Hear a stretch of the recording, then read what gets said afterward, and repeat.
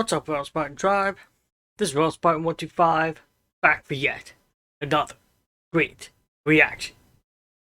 Okay, this is Naval Legends HMS Belfast, World of Warships. Okay, now this is not a requested video. This is just one I saw, and I wanted to do it because I'm from Northern Ireland. I'm in Northern Ireland right now, and Belfast is our capital city. So I just wanted to know more about ship that's named after our capital city. But why not? You guys, some of you guys anyway, seem to like World of Warships, or at least Naval Legends, if I can talk. So I thought HMS Belfast, it's one I want to do myself, so maybe you'll be interested in it too. Maybe you don't know much about this one either. I don't know. I don't know if it's a famous one or not, you know. I just picked it up. So, I haven't done Naval Legends one in a while, so I just thought I'll give you guys will probably be starving for it from me anyway. You might have other channels you go to that do this stuff. But I thought, yeah, I'll give you another Naval Legends one. It's been a while. You know, I need to do more of these, to be honest. Because I know how much some of you like them. So, I want to remind everyone that I do have a second channel. Do movie, TV, and anime reactions over there. RoyalSpartan Take Two. If you want to just head over, see what I've got there. I'm not really a war movie kind of guy, but if you guys like war movies, go ahead, suggest them, you know. I need to broaden my horizons a little bit. I know 1917 was a big thing, or was it Dunkirk? 1917 or something? Yeah. Forget who directed it. Famous director, I think. And meaning to watch it, I just keep forgetting. I'll have to do a reaction to it at some point. So if you do really want that, jump in the comment section in one of my videos and let me know. You know? Yeah. Over in RoyalSpartan Take Two, that is. Okay, so let's jump it.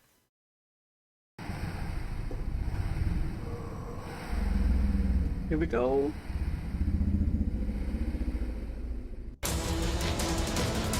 They were designed to be the best. They met enemies face to face, endured tragedies and enjoyed victories.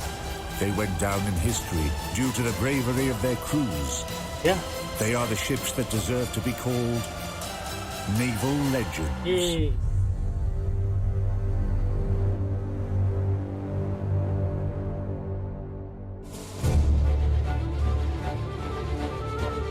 There she is. In this episode, Cruiser Belfast, the keeper of the Royal Navy's grandeur.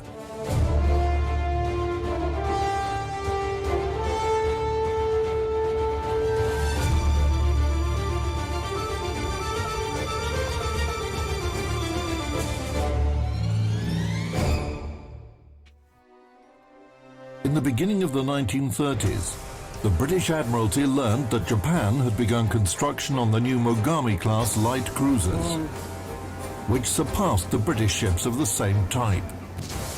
In London, it was perceived as a challenge and required an appropriate response. However, to create a worthy adversary for Mogami, the British had to approach the limits imposed by international treaties. Mogami is quite a successful attempt from the Japanese to create something of their own. They managed to do it. However, the cruiser Mogami encouraged other naval powers to break the provisions of the Washington Naval Treaty. You just know the English especially are going to take it as a challenge. I don't know if many people know this, but Belfast is where the Titanic was built. I don't know where the HMS Belfast was built. It might have been built in Harlem Wolf. It was one of the biggest shipyards, I think, or one of the most important shipyards in the UK. Sure. Like I said, it was where the Titanic was built, and the sister ships were built there as well. And many, many others, I'm sure. Harlem Wolf is still going, I think. I think it's still going now, but it's a lot smaller, you know? But yeah. Yeah, they're definitely going to see that as a challenge. Along with others, but the British especially, you know? In 1934, British shipyards started the construction of light cruisers, later named the Town class, because all the ships were named after British towns. The further improvement of the project led to the appearance of the two most advanced ships in the class, Belfast and Edinburgh.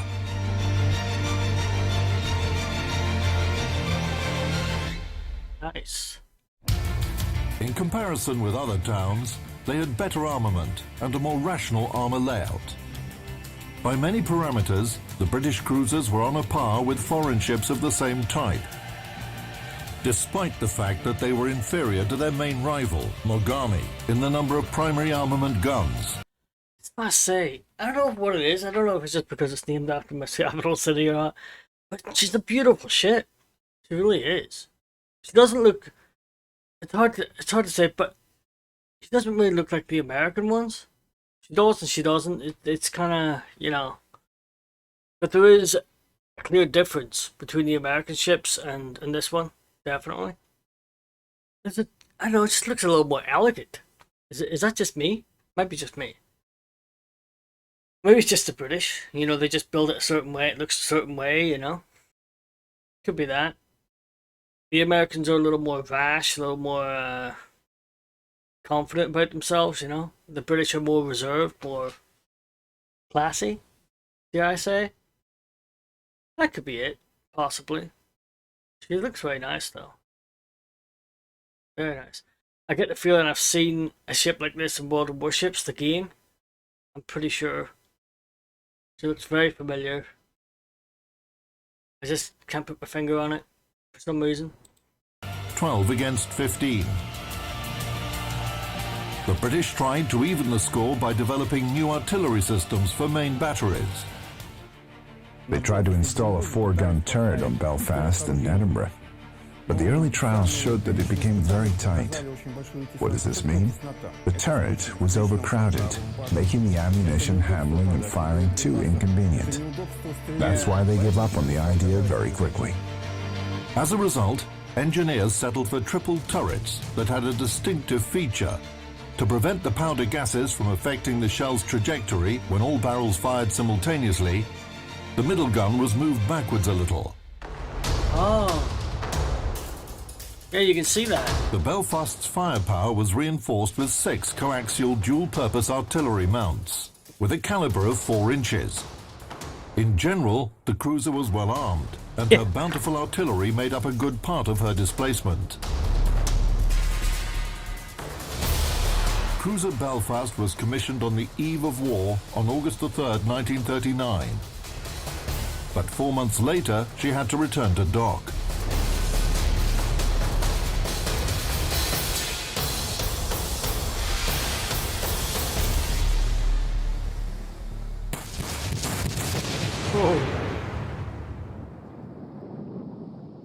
With the outbreak of World War II, Great Britain faced 2 parallel tasks.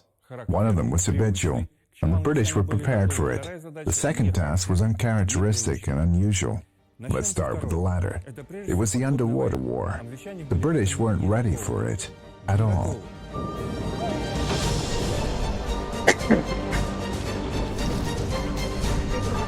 German U-boats were causing lots of trouble, but the British were able to sink them. However, the Royal Navy ships faced another enemy, mines. Belfast fell prey to the most dangerous of them, a new German bottom mine. In 1939, when a mine exploded underneath this engine room, it pushed everything up to such an extent that they had to rebuild almost the entire ship. Eesh.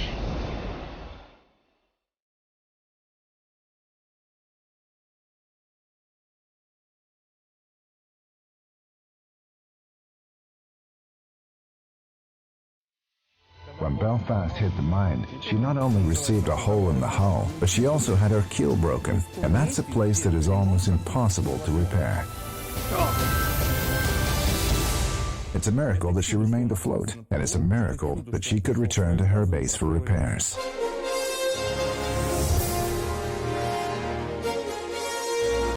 That's because she's tougher than most ships. Yeah. That's all it is. She's just tough, you know? Belfast people usually are. For some reason. I don't know why, but... At least that's what I'm told, anyway.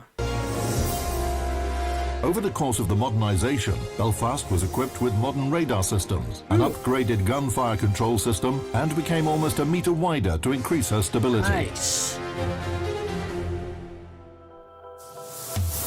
Give her an The upgrade, specifications of Cruiser Belfast after the modernization of 1942.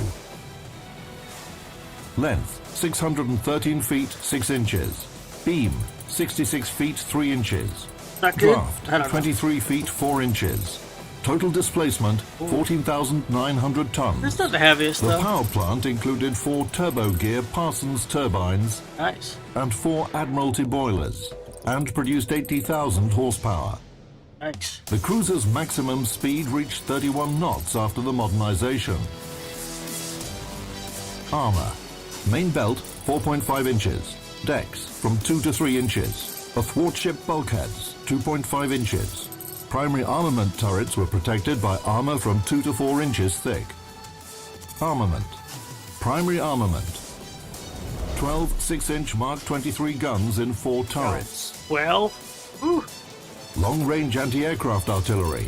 Yep. 12 Mark 16 cannons in coaxial mounts. Caliber 4 inches.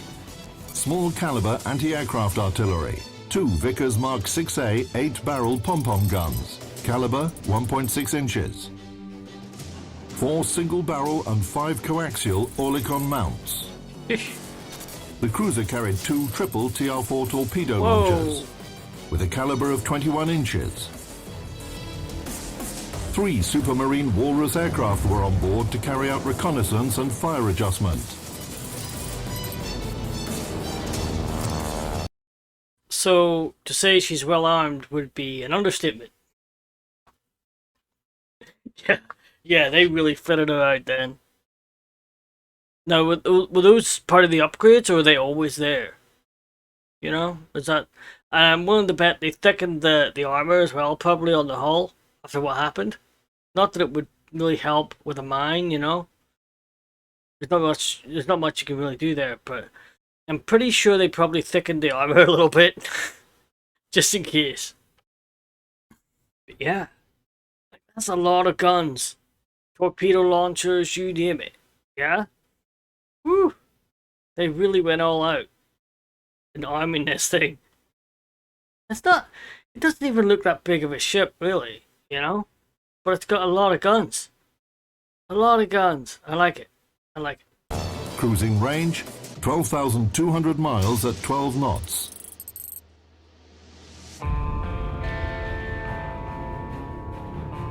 During the repairs, the Belfast's damaged power plant was completely replaced. It was the same as on the other town-class cruisers. The difference was in its location on the ship and the power produced. According to the project, the nominal output of the power plant was 82,500 horsepower, but the calculations showed that the Belfast's machine power should be decreased to 80,000 horsepower to work more efficiently. These steam turbines are driven by the superheated steam that's generated in the boilers at 390 degrees centigrade and at 20 atmospheres. This produces enough power to drive the ship weighing 14,000 tons through the water at 32 knots, which is about 36 miles an hour or 58 kilometers an hour.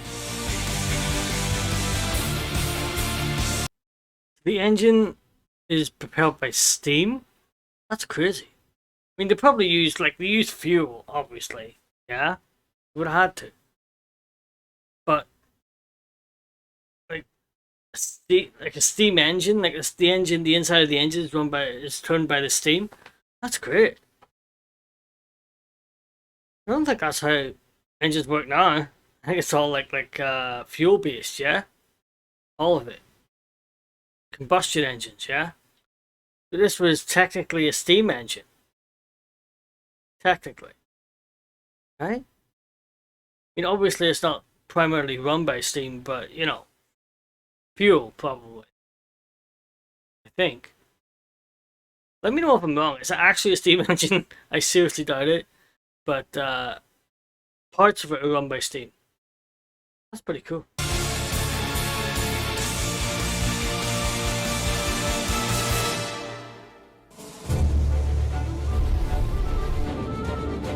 Understanding the threat posed by German U-boats, the British Navy was constantly hunting for them. To oppose enemy submarines, Belfast was equipped with a hydroacoustic system, a load of depth charges, and aircraft. Depth charges as well. Three Nice. walrus seaplanes were able to fight submarines, apart from reconnaissance and fire adjustment tasks. They could carry 2 normal or anti-submarine depth charges on each of their wing bomb racks. And it was designed to be catapulted from between the funnels into the air and then go off and do its tasks. Its tasks were primarily reconnaissance and anti-submarine warfare, but it was discovered very early on that actually the aircraft was very useful as a search and rescue aircraft. Nice. Now, once the aircraft had actually finished its sortie, it had to be recovered back on board the ship. And one of the ways in which you could try and ensure that the water wasn't too rough for it to land on was for the ship to do an S manoeuvre, which left a sort of hemisphere of smooth water onto which the aircraft could land. Once it landed, the aircraft then had to taxi up alongside the ship and then be recovered. Clearly, the pilot could not stop the engine until the telegraph air gunner had actually hooked the jib from the crane, or the hook from the crane, onto the aircraft. So if you can imagine, he was sitting up on top of here with the crane hook coming down towards him in a very rough sea, waiting to hook it on with that propeller going round behind him. A very dangerous job. Once it was hooked on, the engine could be switched off and then the aircraft could be craned on board. They wanted to do it as quickly as possible before the slick that they had created had actually dissipated and the water began to get rough again. I was actually wondering about that. I was just about to stop it and say, I take it they can't land on the ship again. How do they get them back on the ship? They have to go to land and land there and what? Yeah, you just completely answered the question before I even asked it. That's crazy. So they're obviously seaplanes, right? They're seaplanes. Didn't know that. I did not know that. Yeah, so it lands... So they do an S maneuver, yeah? To smooth out the sea a little bit. Then it just lands beside them. And then taxis up beside them and they hook it up. Tell you what, I wouldn't like to be the guy having to hook it up, though. Ooh. That's dangerous as hell. But... can't be helped, I suppose.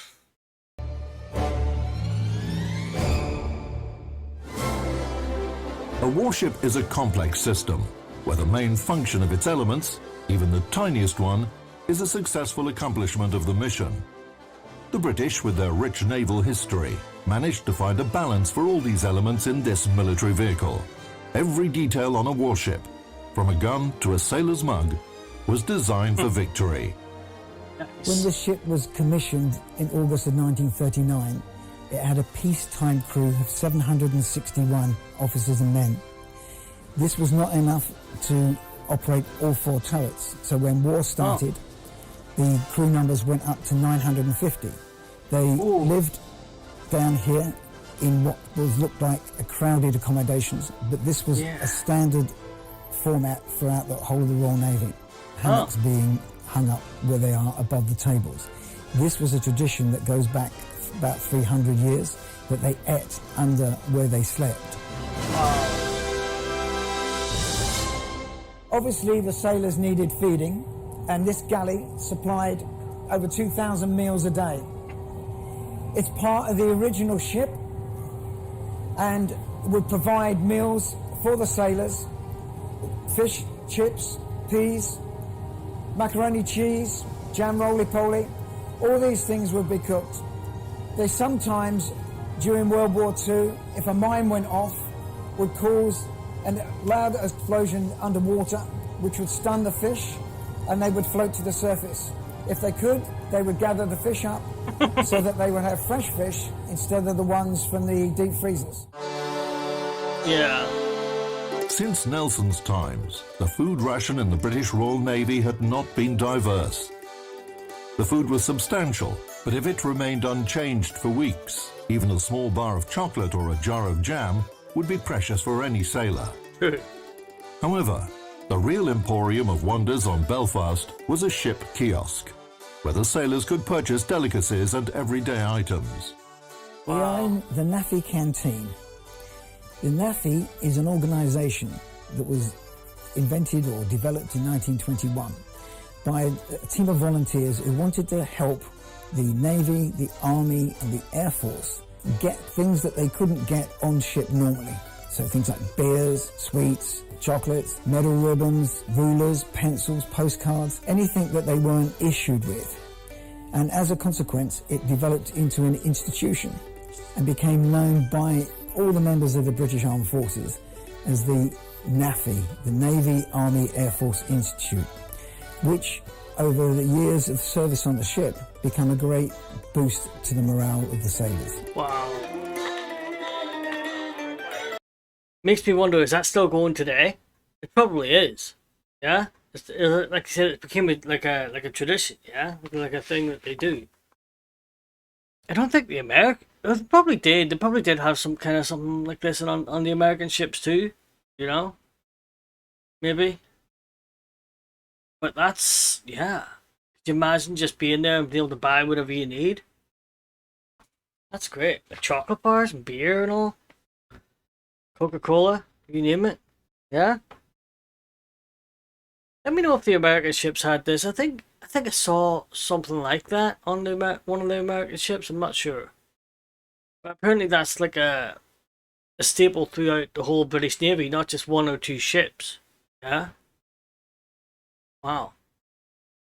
That would be nice.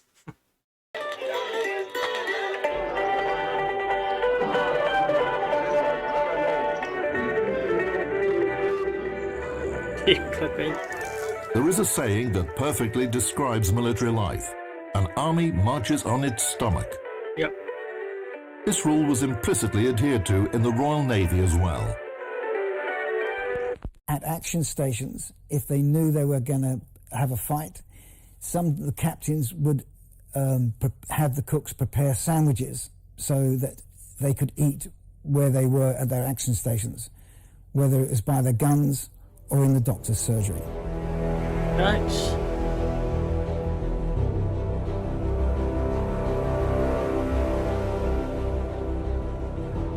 The sick bay we have here is from the late 1950s, early 1960s, and would have been similar to the one in 1930s during World War II. Okay. The conditions on the ship in the hospitals would be as modern as they could make it, and the sailors would be better off in here normally than they would be in their own hammocks.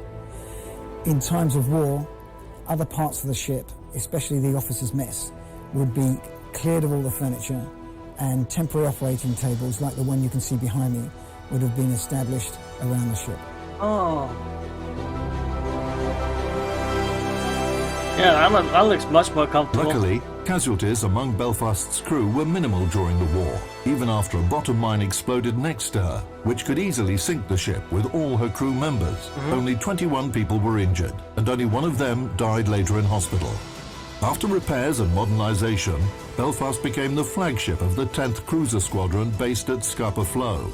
The main service areas for the ship were the waters of the Norwegian and Barents Seas.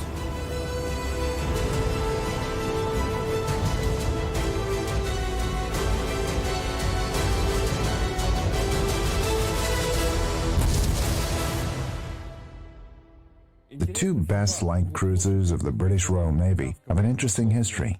Belfast comes into commission, hits a mine, and becomes disabled for almost 3 years. Meanwhile, HMS Edinburgh comes into service and fulfills the duties of both cruisers. She escorts convoys, supports Allied ships, and fights against enemy submarines and aircraft.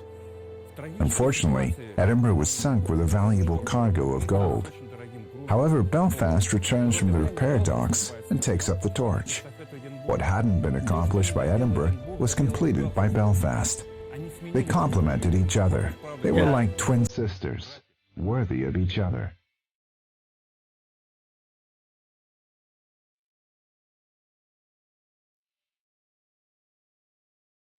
When Belfast came into service, she was assigned the most important task in the Royal Navy, which, by the 20th century, had already been performed for 300 years. This task was to defend shipping routes and to manage potential threats for transport ships. As a true defender of commerce, Belfast escorted Arctic convoys in the USSR and supported vessels carrying priceless cargo. I was born in 1940 during the war, yeah. And I always, ever since I was a young person, yeah, I always wanted to join the Navy. And I read stories, and when I was young I used to read the stories about the heroism of the Russian convoys and other things on ships. But I'm not sure what I was thinking about on the convoys. And about all they could say was, it was rather rough, it was rather cold, and we survived. But Yeah. they never said much about it, yeah?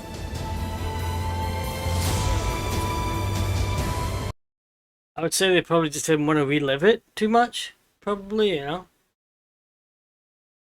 It's just some things you just don't want to relive, I suppose. I always thought, I want to be, I'm going to join the Navy and I'm going to be brave like they are. Yeah. So I did.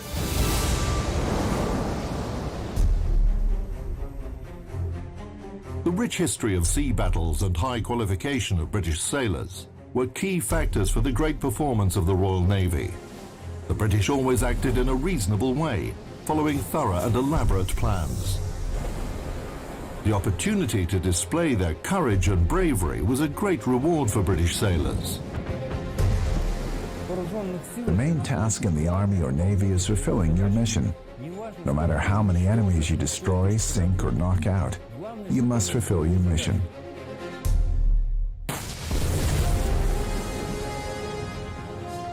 If German ships go peacefully by, nobody will attack them.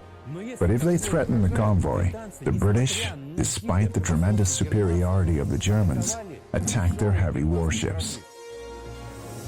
They did what they had to. The Germans were astonished and forced to retreat. And the British didn't think themselves heroes. They were just doing their duty. Yeah. A classic example of warring parties carrying out a mission was a sea battle that took place at North Cape in December 1943.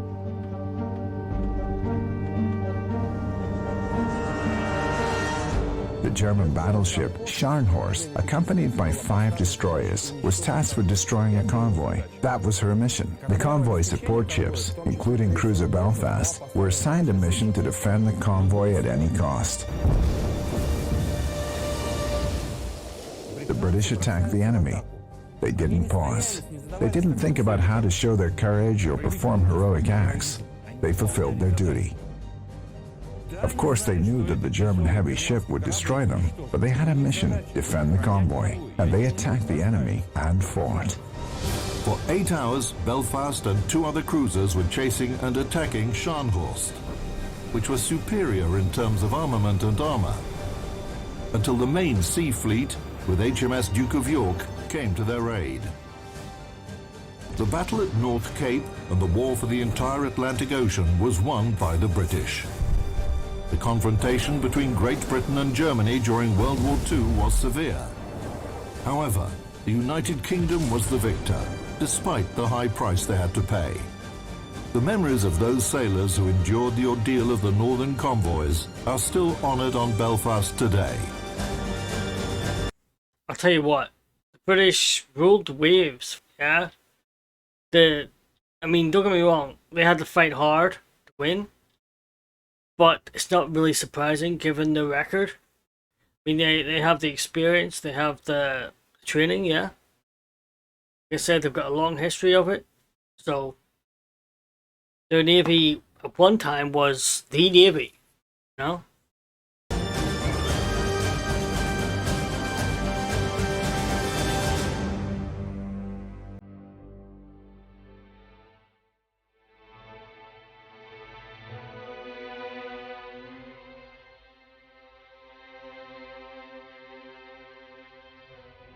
The chapel on the ship was put here in the late 50s and 60s and is still in use.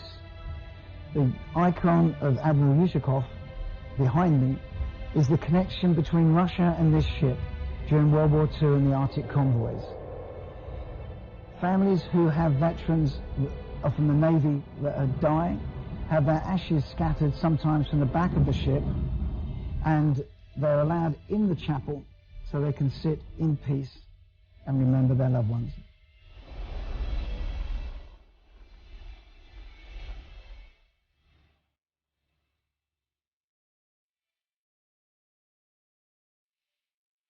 I joined Belfast just after it came back off its world cruise. When it came back in '62, it wasn't going to be put into reserve, but they gave it a reprieve and made it, brought it as a flagship for Home Fleet. Hey?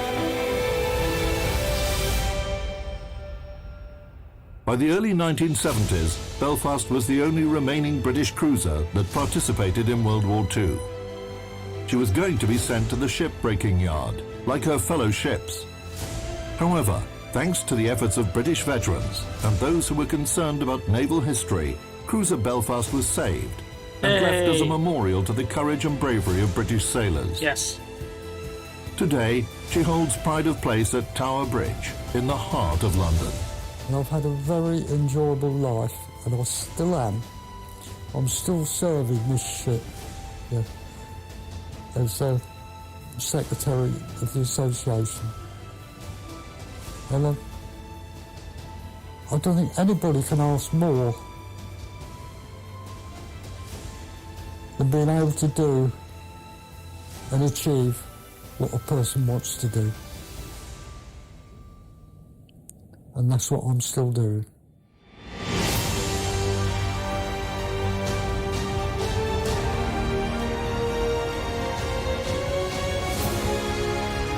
Oh.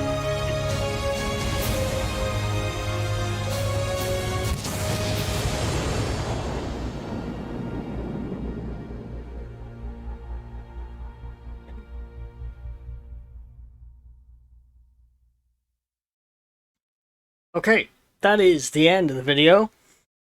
That one was interesting. I enjoyed it. We usually see American ones. We don't usually see the British ones. It was nice to get a British one in there. Yeah? For a change. Yeah, I hope you guys enjoyed that one. I know I did. Yeah. I did indeed. Okay, once again, I know I reminded you at the start, but at the end I'd like to remind you too. RoyalSpartan Take Two. It's where I do movie, TV, and anime reactions. If you like movies and TV and all that, go over there. And you might want to suggest some stuff. Who knows? I will take your suggestions and I will do them at some point. There's also things I want to do too, but there's a few requests in at the minute and I'm going to do them.